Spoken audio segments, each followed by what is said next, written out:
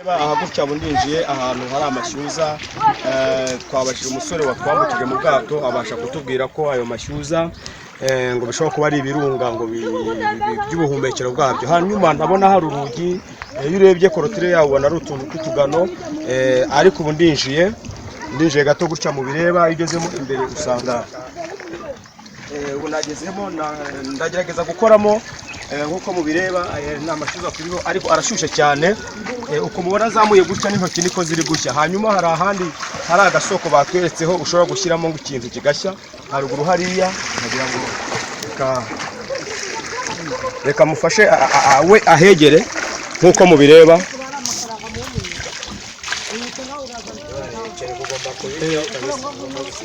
Nkuko yabivugaga aya ni amashyuza, mu by'ukuri yarebye gutya ntabwo wabona ko ashyushye, ariko ukozeho niho wabyumva. Reka twegeye hariya naho wabibona ko kwa kundi amazi atogota ubushyuhe dogere 100 bugezemo, nta niko hariya biba bimeze ngo wanasonga n'ubugari. Reka twegere, aba ni abavandimwe bari koga mu mazi. Aya mazi batubwiye ko anakanda, ni umuti kuyoga. Umwe turaza kwegera umwe muri kuyoga, umwe mu bari kuyogamo atubwire ese aya mazi abafitiye akahe kamaro. Hano rero uko twatubabwiye ni ayandi aba yageze kuri dogere 100 nk'amazi yose asanzwe. Murabona ahangaha arimo atogota, ahangaha arashyushye cyane ku buryo uyafashe ugahita kusonga ubugari bwaba ari ubugari nk'ubundi bwose. Twegereye rero umwe mu bari koga mu mazi, atubwira akamaro k'aya mazi. Uvuga akamaro k'aya mazi cyangwa urayazi? Umwe muri mwebwe yaza. Uvuga akamaro k'amazi yanjye banyita mukunda abantu Yves. Reba hariya. Wara ujye muri kamera. Yves dusanzwe twogamo hano muri piscine. Ese Yves wabyiboneye? Aya mazi arashyushye bihagije. Iyo tuyoga twumva tumeze neza. Ese akamaro kayo ni akahe? Ni ukuvuga ngo aya mazi afite akamaro kenshi.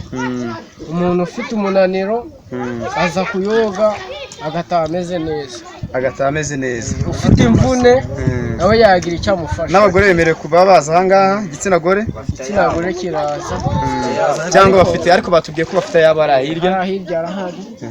Ariko nyine aya ngaya nta mupfa kuri ko tumaze kubona aya mazi ari ingirakamaro, kandi tukabona nubwo twayashimye, ariko turabona ano mazi ameze nk'agiye kwangirika. Urabona hano hasa nabi nubwo muri kuyibona, ariko abayavuye hano asa neza. None nk'ingamba mufite kugira ngo amazi akomeze gusa neza nk'aha, ntagomeze gusa nabi nka gutya, ni nk'iziyi? Ese mufite gahunda yo kubaka bimere neza cyangwa ubuyobozi buvuga hirya? Ni ukuvuga ngo icyo ubuyobozi buteganya, aya mazi akurura abantu benshi cyane. Ni ukuvuga ngo kugira ngo atazamba cyane cyangwa se atangirika, mu rwego rwo kuyarinda kugira ngo abe yasa n'ahangaha, bayashyiraho sekirite, noneho bakanayakorotira.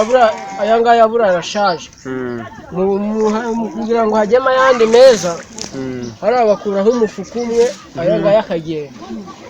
Tumenyereye yuko abanyeshuri ibi ngibi barabyiga kugira ngo dukomeze kubungabunga bino byiza nyaburanga.